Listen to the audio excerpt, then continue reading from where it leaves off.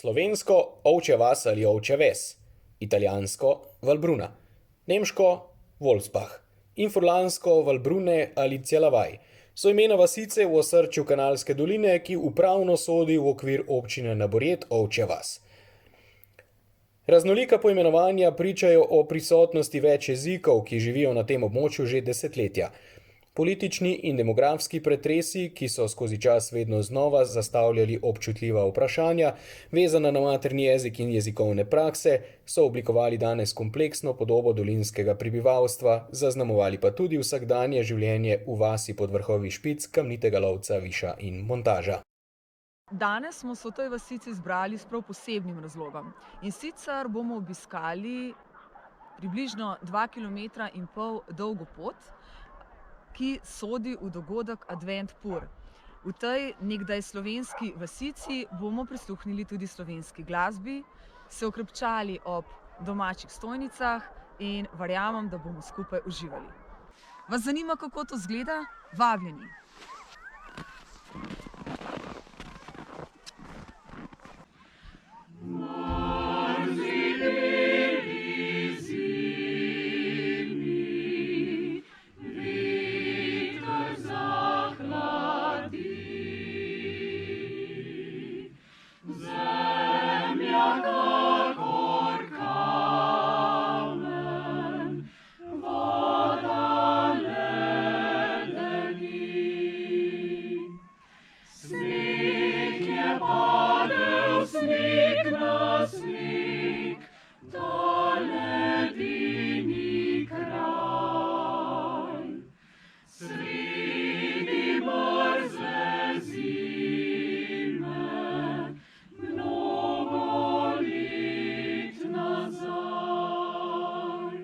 Ste se kdaj vprašali, kaj pomeni beseda advent? Beseda izhaja iz latinske besede adventus, kar pomeni prihod odrešenika oziroma pripravo na rojstvo Boga. Danes govorimo o 4 adventnih tednih in tako vsako nedeljo pred Božičem prižgemo eno novo svečko na okroglem adventnem venčku, ki je sinonim za večno vračanje. Včasih pa je to obdobje zajemalo čas 5 tednov. Prvi teden se je pričel ob svetem Martinu, tako imenovanem jesenskem pustu, ki mu je sledil post vse do Božiča. No, malce kasneje pa so pričetek adventa prestavili na zadnji dan v novembru, ko goduje sveti Andrej. V preteklosti so bile 4 adventne nedelje povezane predvsem z jutranjimi mašami in s peko prazničnega kruha, ki so ga gospodinje prekrile s prtom, zaradi česar se ga je oprijel naziv poprtnik, ter okraševanjem tako imenovanih bokovih kotov. V Kanalski dolini položijo na sveti večer na mizo en hleb, na večer starega leta 2 hleba, na večer pred svetimi 3 kralji pa 3. Pa se še malce vrnimo k adventnemu venčku. Adventni venec se prvič pojavil v germanskem svetu. Uvedel naj bi ga evangeličanski teolog v prvi polovici 19. stoletja v Hamburgu. Dokončno pa se je v katoliški cerkvi uveljavil šele po prvi svetovni vojni. Kot zanimivost naj povemo, da so ga v slovenskem kulturnem prostoru od začetka 20. stoletja poznali le tukaj, v Kanalski dolini. Tudi kajenje na sveti večerji v teh koncih še vedno živa šega. Opravljajo gospodinja, ki naloži v posodo nekaj žerjavice in nanjo natrese kadila in mire. To je mehka smola, ki se naredi na nekaterih gorskih zeliščih. Svoj čas so kadili z brinjem. Po opravljenem kajenju gospodinja postavi posodo pod mizo, na mizo pa položi božični hleb. Tako kadijo vse 3 svete večere.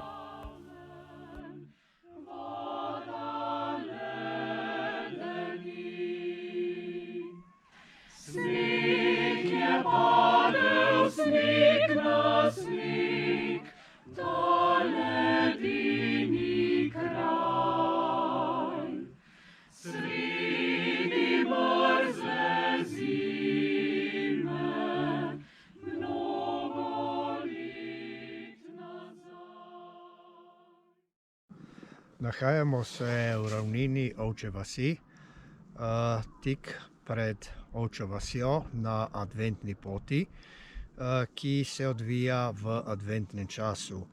Ideja je nastala strani našega župana občine Naborjet Ovčja vas. Lansko leto je bilo prvo leto, sicer poskusno in tudi malo težavno zaradi covida. letos pa je ta pot zelo uspešna in tudi zelo dobro obiskovana. Na vseh postajah, to se pravi 3 postajah vmesnih, se nekaj dogaja. Predvsem pa tukaj na tej lokaciji je bilo zaupano Slovenskemu kulturnemu središču Planika, naj organizira vsaki večer pesmi in petja, kjer nastopajo pevske skupine iz našega zamejstva, pevske skupine iz Slovenije. Žal so letos zaradi covida pa odpadle skupine iz Južne Koroške in upamo, da bodo naslednje leto z nami.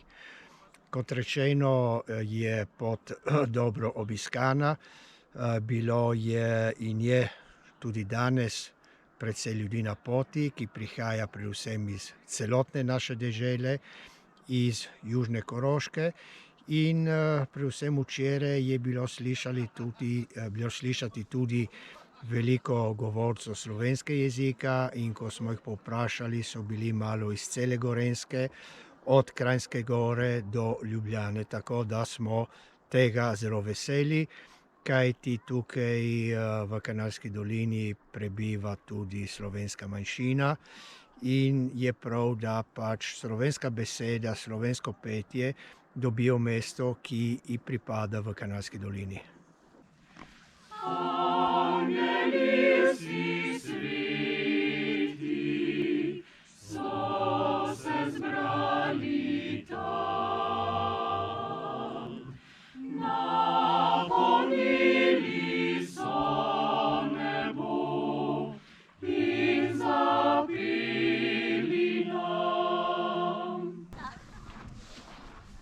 Prišli smo do prve hiške.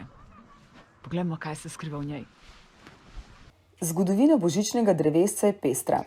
Kelti in stari Rimljani so v zahvalo za dobro letino in svetlobo v čas bogov krasili hraste z jabolki in svečami. Prvo poročilo o drevesu, okrašenem s svečkami, pa sega šele v drugo polovico 17. stoletja in prihaja z dvora v Hanovru, se pravi z protestantskega severa.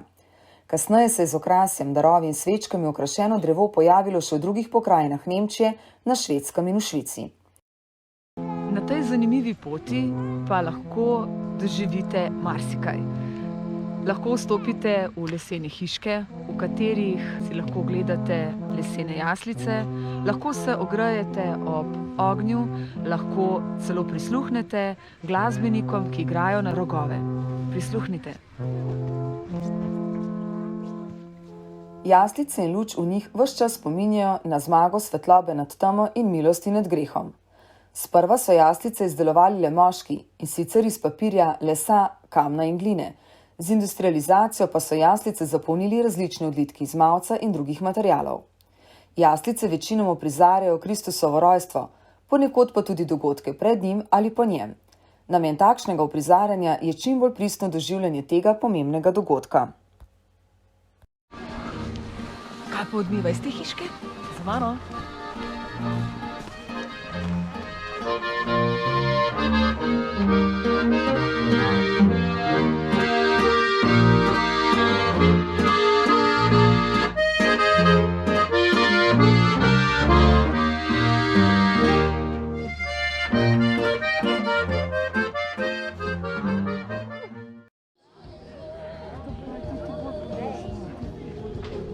Z adventne poti pa me je glasba privabila v središče vasice.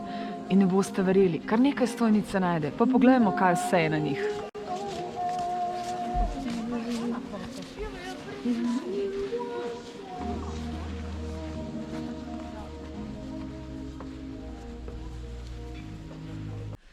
Prispeli smo do konca. Moram priznati, da me je tale pot kar malce utrudila. Ampak verjemite mi, z veseljem se bom vrnila v Ovčjo vas. Pa ne samo po zimi, tudi poleti. Lepo se imejte in lepe praznike. Srečno!